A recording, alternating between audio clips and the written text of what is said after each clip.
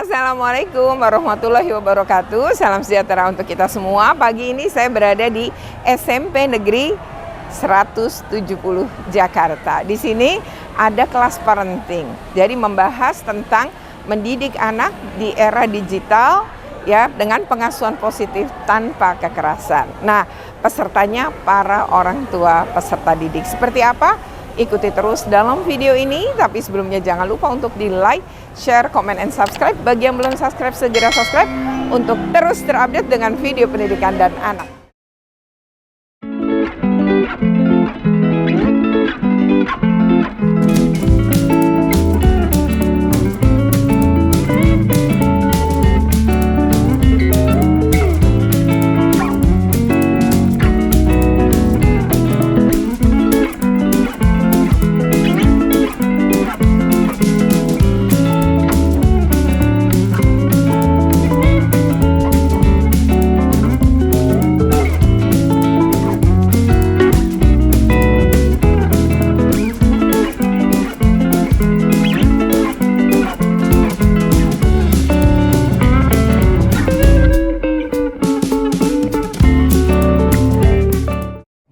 Anak Bapak Ibu untuk bisa sukses ya, untuk sukses dalam pendidikannya.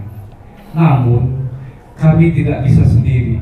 Kami juga butuh orang tua bersama-sama dengan pihak sekolah supaya bisa memberi arahan, bimbingan kepada anak-anaknya supaya bisa mencapai tujuan yang diharapkan nantinya. Beberapa waktu lalu kami coba memanggil beberapa anak saat bertemu. Bapak Ibu semua, mungkin Bapak Ibu karena terlalu kesibukannya sehari-hari tidak terlalu memperhatikan anak-anak, perkembangannya anak-anak itu. Kami berharap yang sekolah di sini nih bukan hanya dididik etika dan sebagainya, tapi juga bisa menjadi pribadi anak-anak yang bertumbuh dengan baik, dengan etika yang baik. Tentunya dimulai dari rumah. Alhamdulillah Bapak Ibu ini yang diundang di sini ini berarti yang bukan yang terburuk ya, tapi berarti yang beruntung, karena kita sebenarnya pengen undang banyak tapi tidak menampung tempatnya. Jadi kalau kita tuh bahagia, kita bisa bahagiain orang lain. Jadi prinsipnya kalau kita ingin membahagiakan anak kita, kitanya bahagia dulu. Nah, ini juga hal yang bapak-bapak nih gitu ya, kalau dia pingin istrinya gitu ya memperlakukan anak-anaknya dengan baik, maka bapak-bapak juga harus memperlakukan ibunya atau istrinya dengan baik. Karena ketika istrinya nyaman, bahagia, sebenarnya anak-anak istri itu akan juga membahagiakan dan beri perilaku positif pada anak-anak. Tapi sebaliknya, kalau tidak dihargai, tidak pernah dibantu, kerjanya disalahin, maka hal yang sama akan dilampiaskan istrinya kepada anak-anaknya gitu. Jadi kalau kita kesal, yang kasihan tuh anak kita, karena dia paling rentan dan paling jadi sasaran. Jadi kadang dia baru ngomong sedikit atau dia punya salah sedikit, kita yang merasa sedang marah kepada pasangan kita mencoba melampiaskan kepada anak-anak kita. Jadi Bapak Ibu, kesehatan mental tuh sama pentingnya dengan kesehatan fisik. Jadi ketika anak-anak kita juga, kenapa ya anakku biasanya ceria kok enggak ya? Biasanya kalau di kamar mandi nyanyi-nyanyi satu album malah gitu ya. Tapi kok ini enggak nyanyi ya gitu. Nah, itu bisa jadi anak kita lagi punya masalah mental. Atau Bapak Ibu mungkin anaknya punya piaraan kucing ya. Misalnya, kok ini biasanya main, bercanda, ini kok kucingnya dicuekin ya? Atau malah kucingnya juga diusir, dipukul gitu ya. Maksudnya ketika ngedeketin dia, oh berarti dia sedang punya masalah. Jadi sebenarnya sih kepekaan kita aja yang dilatih gitu ya. Next. Nah, Bapak Ibu, kita harusnya membangun memang pengasuhan yang positif, pengasuhan sehat tanpa kekerasan. Nah, berarti kitanya jangan jadi korban kekerasan. Kita itu berbuat kepada anak kita sebenarnya sesuai latar belakang hidup kita. Jadi dulu misalnya kita tuh suka dipukul sama orang tua kita dalam pengasuhan, kalau salah, maka kita akan memperlakukan hal yang sama pada anak kita. Jadi sebenarnya itu luka batin yang gak sembuh. Lalu rasa luka itu dilampiaskan kepada anak kita. Dan setelah itu apakah pelaku akan baik-baik saja? Enggak. Coba Bapak Ibu ingat, habis marahin anak, apalagi habis mukul anak, terus anaknya tidur, nyesel nggak? Nyesel. Tapi kita ulangin lagi kan? Karena kitanya tuh punya masalah gitu. Nah, penting banget kita menyembuhkan kalau kita ternyata kok saya sering banget mukul anak saya ya gitu. Atau misalnya kan cuma dijewer, kan cuma disentil. Ingat loh, jewer dan sentil itu telinga dan ada di kepala. Di situ ada syaraf yang menuju otak. Kan otak kita kan ada di kepala, bukan di lutut kan? Nah, karena otak kita di kepala, maka semua saraf berhubungan. Nah, ketika kita menjewer, memukul, apalagi mukul ya, benturin anak ke tembok gitu ya, itu akan mengakibatkan saraf itu tidak berkembang dengan baik. Ketika anak kita sekolah, nah di situ anak kita mulai mikir, kok anak gue lemot ya gitu. Ya penyebabnya Bapak Ibu sekalian gitu. Bapak Ibulah yang merusak jaringan saraf otak yang akan tumbuh pada anak-anak kita. Apalagi dilakukan sejak anak itu masih kecil. Jadi memang kita harus hentikan segala bentuk kekerasan.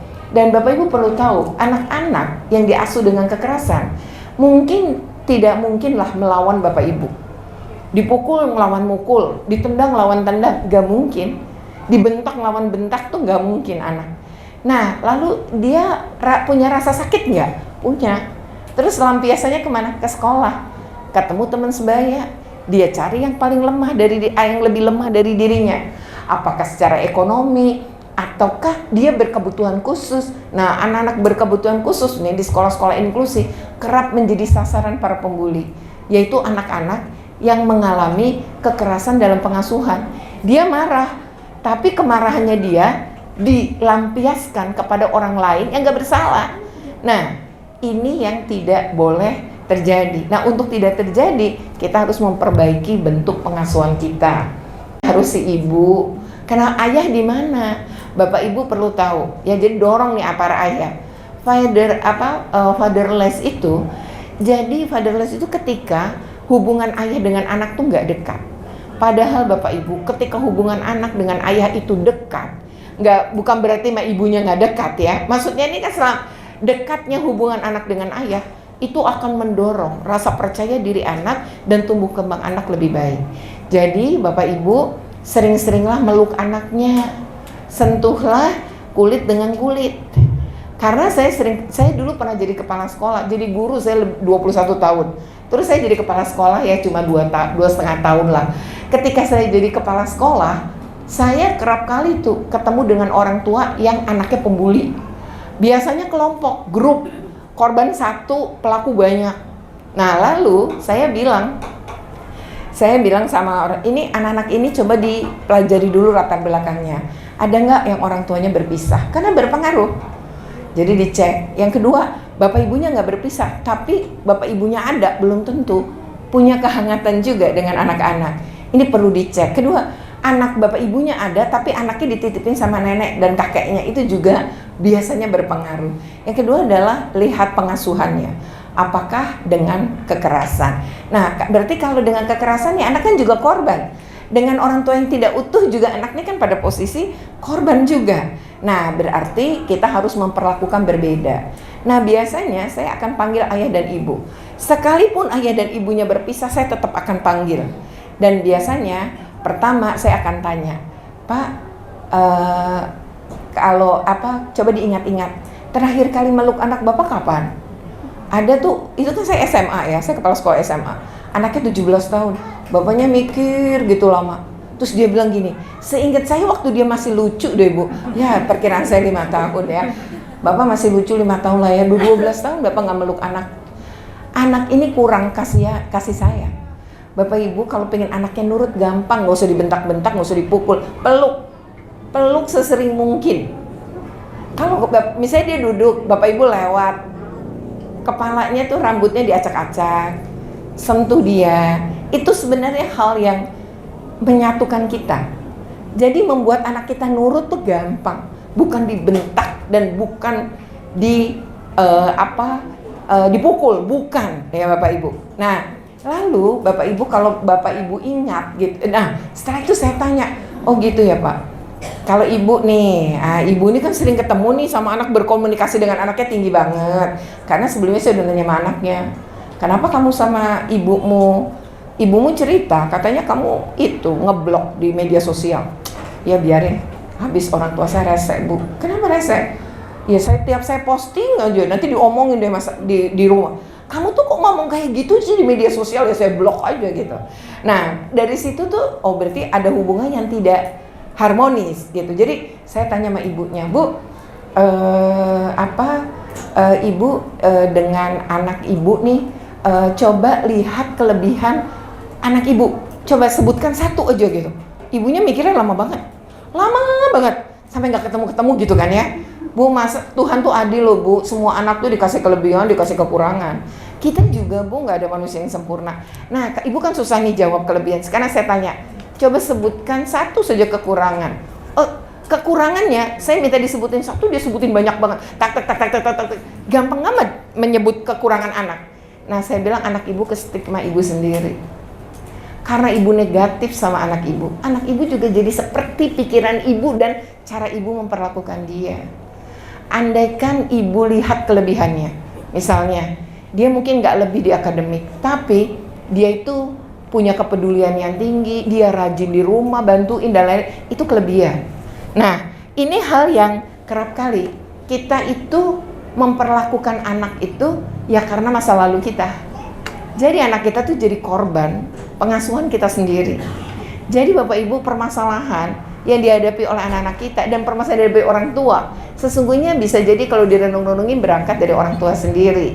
Jadi kalau kita sekali lagi memeluk anak itu adalah, jadi saya bilang gini sama orang tua itu, Bapak, saya ini anak Bapak ini sudah melakukan kasus pembulian itu sudah 3 kali. Dan saya sudah manggil beberapa kali ibunya, kita coba selesaikan, tapi ini kok nggak ada perubahan. Sekarang terjadi lagi, tapi saya beri kesempatan Bapak, Ibu untuk anak ini lanjut.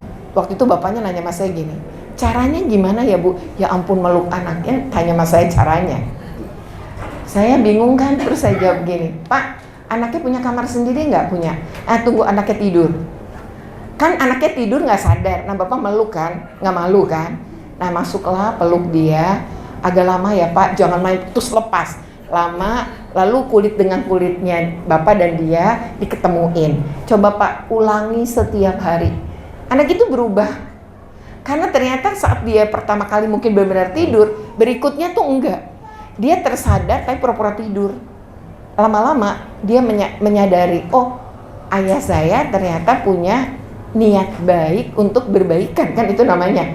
Jadi lama-lama hubungannya baik. Dan ketika perlahan, ya saya harus sabar juga menghadapi itu.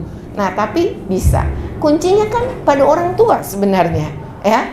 Nah, next. Jadi kalau keluarga, next ya, lanjut aja. Jadi Bapak Ibu, kalau keluarga kita nggak sehat mental, lah ini yang terjadi nih. Orang tua di Kuningan, tetangganya bilang anaknya mencuri, kan mencuri ini ada penyebabnya. Langsung digergaji jarinya. Lalu ada anak yang dengan sengaja ibunya menenggelamkan. Lalu ada juga anaknya berbuat salah terus disetrika. Loh ini kan anak sendiri, kok ada ya orang tua tega begitu? Ini mungkin yang ekstrim, tapi ibu bapak mungkin melakukan yang gak ekstrim, sedikit demi sedikit, tapi sebenarnya nyangkut di hati anak. Contoh, membanding-bandingkan. Kamu tuh gak kayak kakakmu ya?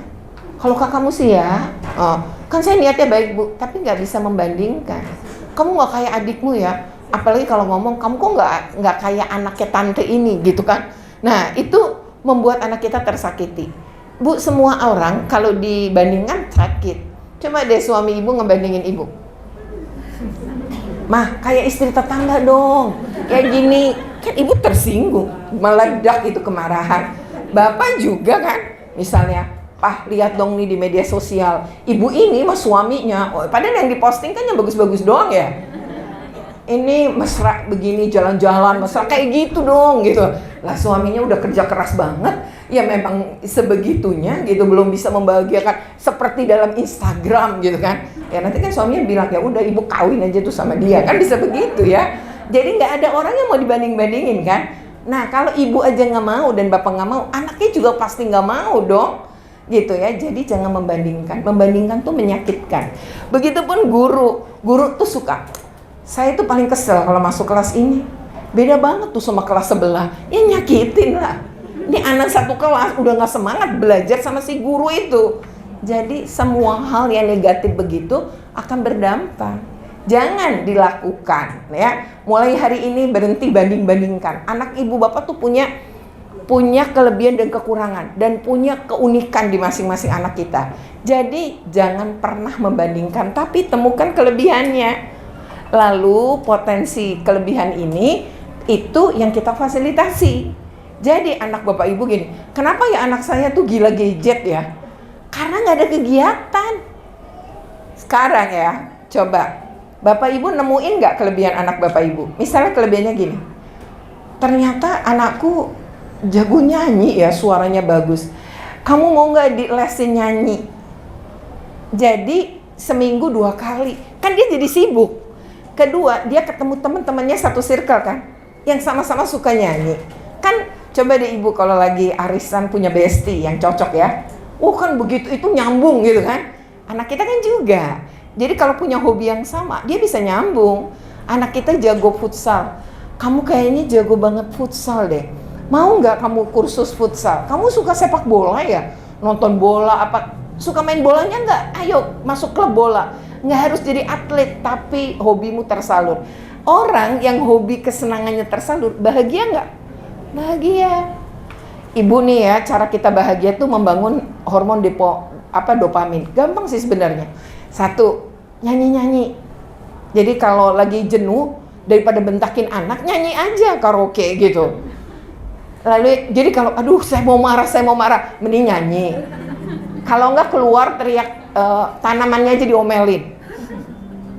Kesel ngomong aja sama tanaman gitu. Nah, jangan sama anaknya karena bentakan juga berpengaruh. Hal lain, misalnya nih ya Bapak Ibu, kalau anak kita ternyata dia jago itu tuh nggak suka renang, kita lesin renang. Sebenarnya nggak harus jadi juara, enggak. Tapi mungkin di klub-klubnya itu ada kesempatan karate, bela diri, ada kesempatan dia untuk lomba. Nah, ketika anak kita bahagia, otaknya berkembang baik. Ketika anak kita bahagia, maka dia pun bisa menerima pembelajaran dengan baik. Nanti secara signifikan pembelajaran di sekolah dia akan lebih mudah kalau dia dipenuhi kebahagiaannya. Nah, ibu bapak nih punya aturan yang ukurannya bapak ibu sendiri. Anaknya nggak pernah ngajak ngomong aturan itu. Ya, misalnya nggak boleh mukul adik, tapi papa mama suka mukul kakak gitu. Kan nggak nyambung gitu. Nah, lalu ini kita sering kali tuh sebuah kesalahan anak kita ungkit-ungkit. Waktu itu kamu gitu, makanya mama nggak izinkan karena waktu itu anak ini merasa tidak dipercaya. Jadi dia akan tumbuh dengan rasa tidak percaya diri juga. Jadi sebenarnya anak kita bersikap itu tergantung kita. Contoh lain adalah misalnya hal sederhana saja ya Bapak Ibu. Nih anak waktu kecil ingat deh, kan suka ya dia kita ajak beli mainan, kita ajak ke mall, terus dia minta mainan. Padahal mainan tuh udah banyak di rumah. Yang kedua, ya belum tentu kita punya uang untuk beli kan. Datang ke situ untuk makan, tapi tidak beli mainan gitu. Terus anak kita nangis kejer gitu ya, guling-guling gitu, terus kita malu beli gitu. Nah, jangan pernah lakukan itu. Karena anak kita juga harus tahu bahwa semua keinginannya di dunia ini nggak harus selalu dipenuhi. Papa mama tidak setiap saat mampu memenuhinya. Jangan aku mau ganti HP iPhone yang ini harganya 15 juta. Wah, kita sampai ngutang asal anak kita bahagia. Salah. Tidak begitu caranya. Tapi kamu bisa nabung, nanti kekurangannya mama tambahin. Itu yang benar gitu. Jadi jangan, karena anak-anak yang dapat berbagai kemudahan ya Bapak Ibu, hidupnya juga tidak akan kuat. Dia akan selamanya juga nyusahin Bapak Ibunya. Karena apa? Setiap punya masalah diselesain ibu bapaknya. Dibully, datang ke sekolah, marahin. Akhirnya anak ini nggak pernah tuh nyelesain. Jadi kalau kita dibully, anak kita curhat. Jangan pernah kitanya lagi main handphone, anak kita curhat. Mah aku mau ngomong, oke, ngomong aja, tapi HP terus. Lepaskan, tatap mata, ada apa? Dan kalau ternyata dia serius, itu bagus anak masih mau ngomong sama kita. Peluk dia erat-erat, kemudian katakan kamu tidak sendiri, ayo kita selesaikan bersama. Langkah pertama kira-kira kamu mau ngapain? Jadi tanya, oh aku kayaknya harus ngomong ya sama wali kelasku. Nah bagus, kamu ngomong. Nanti kalau wali kelasmu tidak merespon dengan baik, kita ke kepala sekolah. Nah jadi misalnya nih wali kelas saya waktu di KPAI, waktu jadi komisioner KPAI, banyak itu aduan kecil-kecil, tapi sebenarnya kenapa?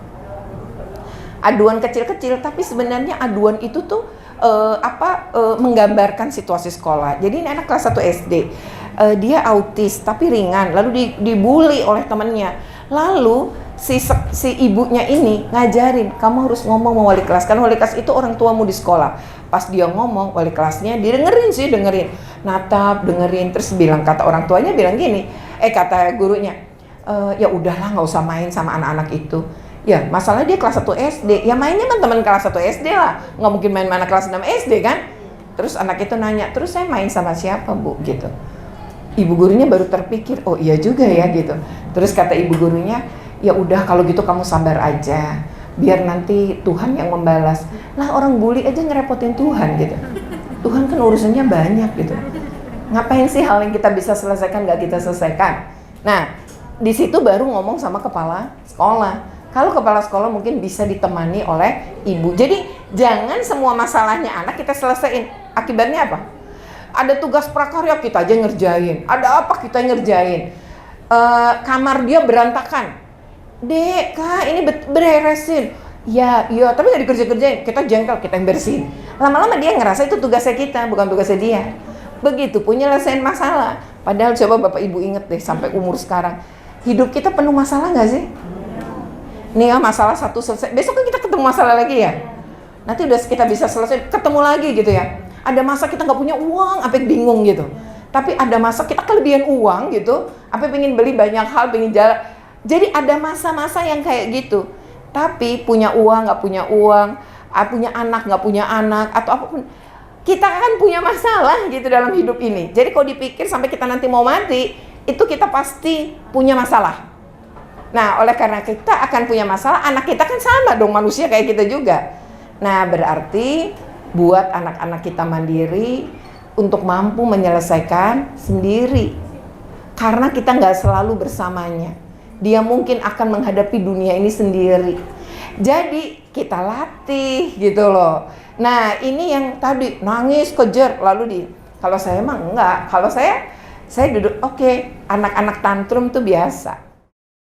Oke ya, demikian video ini, semoga bermanfaat ya, insya Allah pasti bermanfaat ya. Memang anak-anak kita ini harus dibesarkan dengan penuh kasih sayang ya, bukan dengan bentakan apalagi dengan pukulan. Oke ya, semoga bermanfaat. Jika bermanfaat, jangan lupa untuk di like, share, comment, and subscribe. Bagi yang belum subscribe, segera subscribe untuk terus terupdate dengan video pendidikan dan anak. Oke, terima kasih. Wassalamualaikum.